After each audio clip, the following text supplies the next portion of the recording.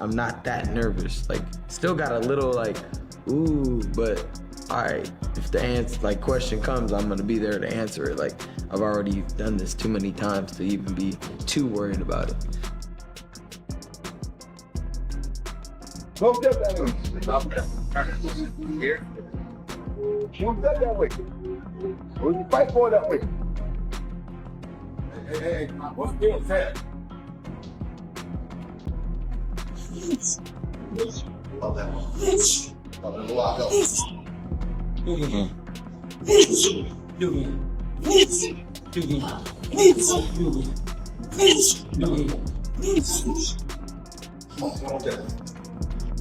Ryan Garcia is a hell of a puncher.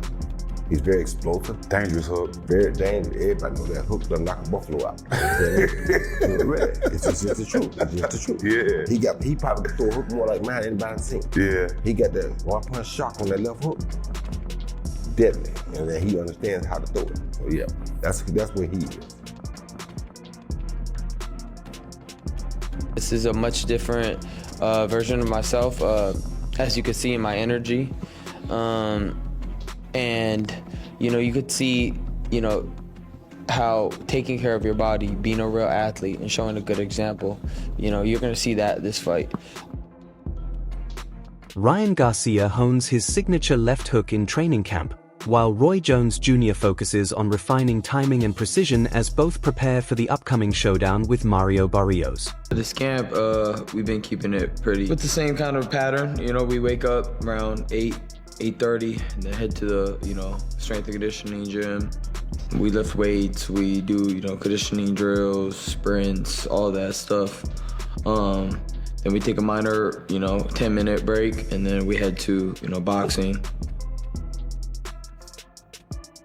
Today we're here strengthening, conditioning, fine-tuning for the last stretch. Make sure that the body feels right and that we are strong. Keep that pace, keep that pace. 30 seconds. Last 30 seconds. Attaboy. Roy Jones Jr. demonstrates the correct technique for a left hook, emphasizing key elements such as balance, timing, hip rotation, and maintaining a strong guard position.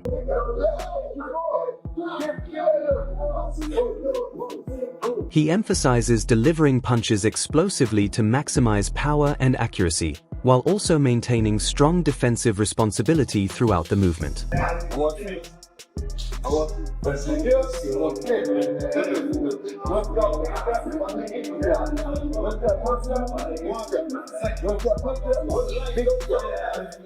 Roy Jones Jr. has lauded Ryan Garcia for his devastating left hook, calling him an exceptional puncher and highlighting that he possesses one of the finest hooks in the sport today. Garcia is a hell of a puncher.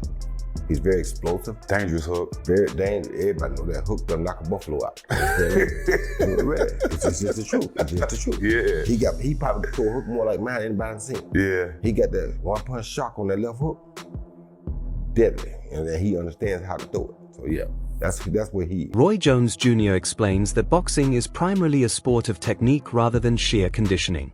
While a fighter relying solely on stamina might endure a few rounds, it is mastery of technical skill that ensures effectiveness and survival all the way to the final bell. More technique than conditioning.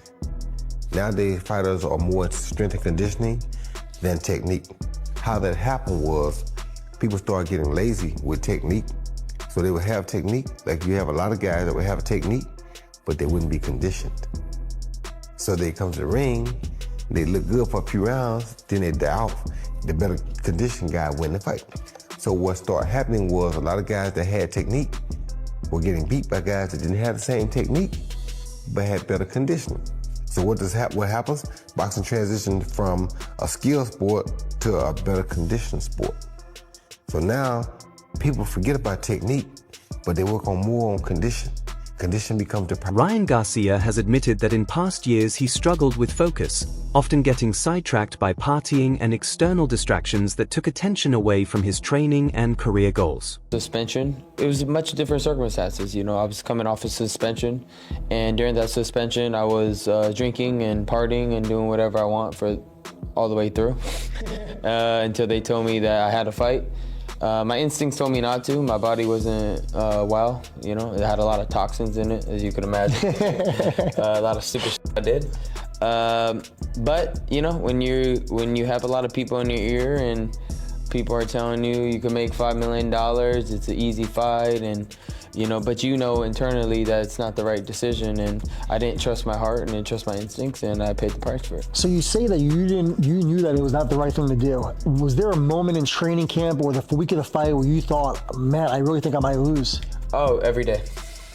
Every day. Now, with the right mentors and support system in place, Ryan Garcia feels disciplined, focused, and motivated, benefiting from guidance that holds him accountable for his decisions both inside and outside the ring. I'm gonna have to lose 30 pounds, remember how to box, and try to get sharp all in 2 months.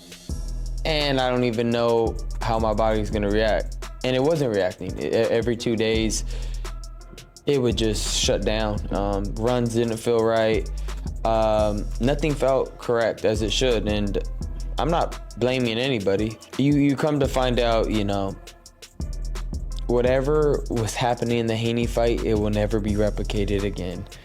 You can't do that. I still don't know that was crazy, yeah. How I was able to drink and do whatever I wanted and somehow still win. I just wanted to make a mockery of Devin Haney. Roy Jones Jr. has praised Ryan Garcia, calling him a talented fighter who consistently brings excitement to the ring and makes every bout compelling, no matter who his opponent is. Take your head off to that kid because he's one that's out there doing like what I used to do. He's fighting them all. He don't care who they are, where they are. If he get paid for it, he'll fight. And that's a beautiful thing. That is what boxing has been missing. That's the thing. So it's like, I don't care who he fights. It's going to be an instant fight, and he has a chance to beat anybody because he's dead. Chris Algieri explains that every situation in boxing comes with its own nuances, and Ryan Garcia's case is particularly unique. He emphasizes that the relationship between a fighter and their trainer is shaped more by personality than by culture. While father-son partnerships have succeeded, such as Robert Garcia working with his father or Roy Jones Jr.'s father coaching him, conflicts can arise when strong personalities clash. Algieri notes that Ryan's father is known for having a dominant personality, much like Ryan himself, making their collaboration unpredictable. However, when personalities complement each other, as seen with Floyd Mayweather Jr. and his uncle, extraordinary results can be achieved. I think every case is its own, every case is unique, and Ryan is especially unique. Champ, you mentioned culture versus personality. I think it's much more personality than culture, because we've seen culturally it work with Mexican father-son duos. I mean, we have Robert Garcia here, his father trained him, and Mikey Garcia, it worked, you know, and then you've got, you know, even like Roy Jones versus Floyd Mayweather. Roy Jones's father, you know, butting heads. You know, Floyd and his father butting heads. Uncle worked out great. Roger and Floyd worked out beautifully. But the fathers, they hit heads together. Then you got, even today, you got Naoya Inoue and his father. His father's fantastic. Trains both him and his brother, and to great success. And it seems like doesn't seem like there's much friction there, at least that we've seen. So I don't think it's so much cultural as much as it is personality. And in terms of their personalities, Ryan has a very large personality. Apparently so does his... Chris Algieri notes that in recent times, Ryan Garcia has faced challenges with discipline, coaching, and structured training. Algieri observes that Ryan often favors informal workouts at home, surrounded by distractions, instead of following a consistent gym routine. The hope is that his father can help redirect him by reinstating the more traditional training methods that once brought him success. If they manage to reconcile their strong personalities and draw on their shared history, Ryan could return to the high level of performance he previously demonstrated. Algieri concludes that, despite the challenges, the right guidance could make a meaningful impact on Ryan's boxing journey. Lean back on their history, to which case Ryan could actually perform at a very high level again. In recent form, Ryan has had a lot of trouble with coaching. Listening to what he's going to do, showing up to the gym, he'd rather train. It seems like in his living room, wearing sweatpants and whoever's around with influencers. Maybe his father can crack him out of that and get him back to a more traditional training style like we've seen him in the past when he was on a really good run at some point, at a point a few years ago where he looked like he really could take over, and then things kind of fell off. So possibly the father-son duo this time could work once again, because it has worked in the past. When you look at this, all we need now is a coach with some experience. Oh, we have Coach Robert Garcia. What's the secret sauce here? Is there one? Is it about knowing when to be dad and when to be coach? Is there a secret here? Is it just, as the guys have pointed out, a matter of... Analysts have highlighted a significant tactical flaw in Ryan Garcia that could heavily influence his upcoming fight against Mario Barrios. While Garcia's talent is undeniable, his recent performances have raised questions about his ring strategy. Despite his skill and marketability, he suffered a loss that many critics argue should have bolstered his position.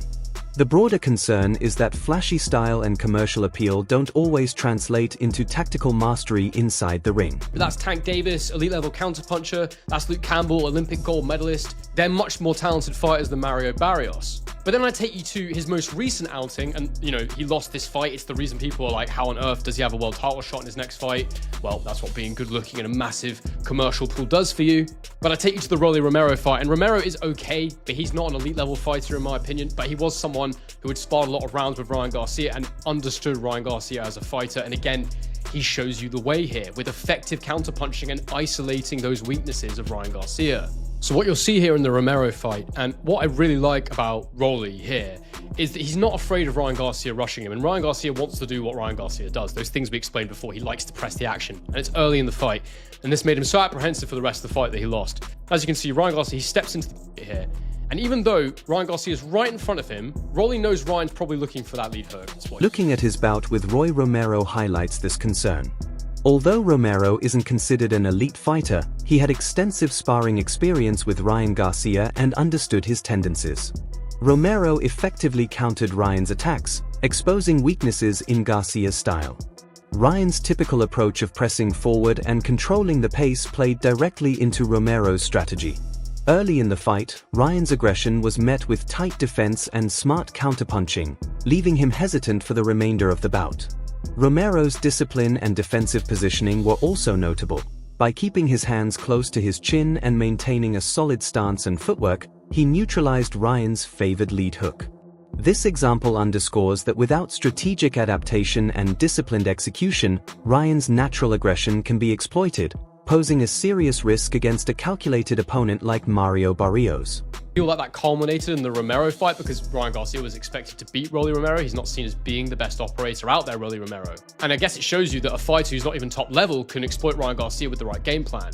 So can Mario Barrios do it? And what can Ryan Garcia do about it? Can he change? Can he fix these problems? Well, even though I don't think he's particularly consistent with his counter-punching Barrios, he has shown in moments he can do it. And so if Ryan Garcia remains the same, I think there's a chance he can execute this. I'll show you in this fight here against Akhmedov, when Barrios was down at super lightweight. Watch here. So he steps in with the jab, which misses.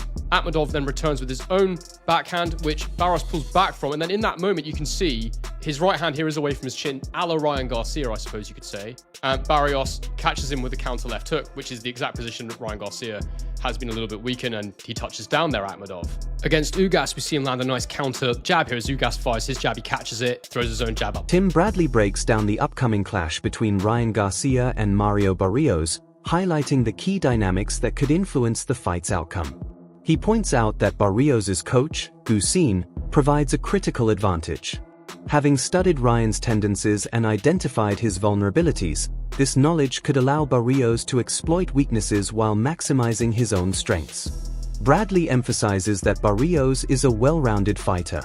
While he may not be elite in any single area, he is competent across multiple aspects of boxing, including counterpunching, fighting off the back foot, slipping punches, and combining solid blocks with rapid counters. A couple things I want to start off with, the coach. Goosen's in Barrios' corner.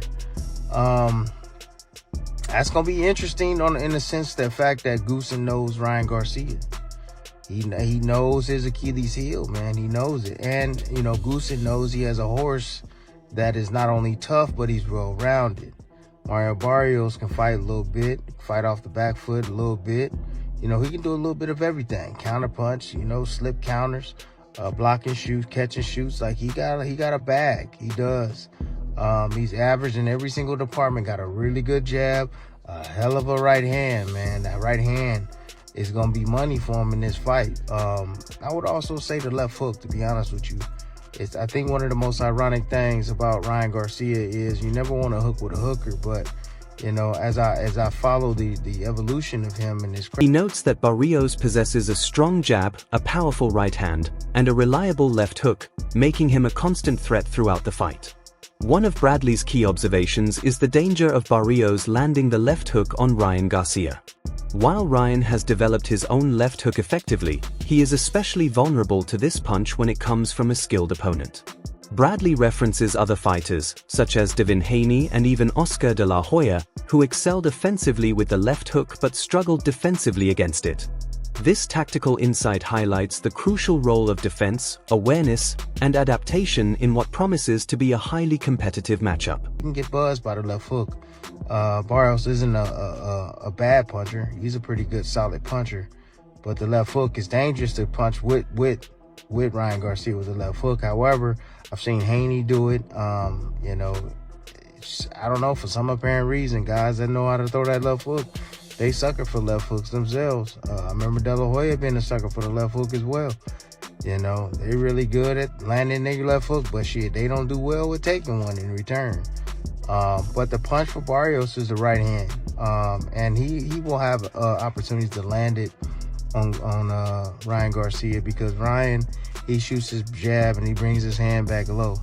And then he stands up tall as well. So he's always having his, you know, chin, you know, straight up in the air. And, you know, most of the times he'll flick the jab out there or shoot the jab out there, and then he looks to get out of range. Ryan Garcia reflects on his recent training camp, admitting that he struggled to maintain hard training for more than 2 consecutive days.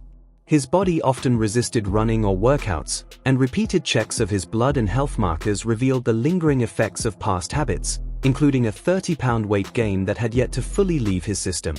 He recalls a moment in a fight when he was caught by a double hook. While he wasn't truly hurt, reviewing the fight later left him feeling disconnected and uninterested. Committing both to himself and his father, Ryan now promises to show his best version every time he steps into the ring. Because in the training camp, I couldn't train hard or good for more than 2 days straight. My body would be like rejecting a run, rejecting anything I was doing. It was like, damn, like what's wrong with me? I kept checking my blood, I kept checking everything, like, whoa, something's going on. Like, I didn't realize that, you know, all the stupid shit you did throughout the year, it's hard to get out of your system in 2 months, and you're 30 pounds up, and your body ain't gonna be moving like a system. So it was just a big disconnect, but I didn't realize it at the time. It was just like, oh, I gotta do this, and I tried to make way what I had. You know, he caught me with a shot. Oh my gosh, a double hook, short hook, caught Ryan right on the chin, dropped him. It was more of a push on the second shot. He caught me one shot and then kind of pushed me, knocked me over. Max Kellerman and Robert Garcia shared candid reactions to the announcement of the upcoming Ryan Garcia, American boxer, versus Mario Barrios. Robert Garcia specifically highlighted that inconsistent discipline in the gym and reliance on informal or distracted training methods could limit Ryan's performance in the ring. With his dad, which I'm not saying the dad is not, you know, the dad brought him through the amateurs, but when he left his dad or went to seek a different trainer, before he came back to his dad, he went through 3 different trainers. Wow. That means all 3 are not good enough to, you know, they're all 3 are the best in the world. Here's the question. Did Ryan Garcia ever allow those trainers to be the boss? That's why he's back with his dad, because he's the boss. That's why. Yeah. Look, Joe Goosen, I know Joe Goosen. My brother used to train with him. He's not gonna just let you get away with stuff like that. Derrick James neither. Eddie Reynoso doesn't need. He's made so much money with Canelo that if you want to come to me, it's gonna be under my rules. And if that didn't work, then Ryan's back. So that's I give that big advantage to Barrios to even put. Max Kellerman pointed out that talent alone isn't enough to guarantee success at the highest level, especially against a well-rounded opponent like Mario Barrios.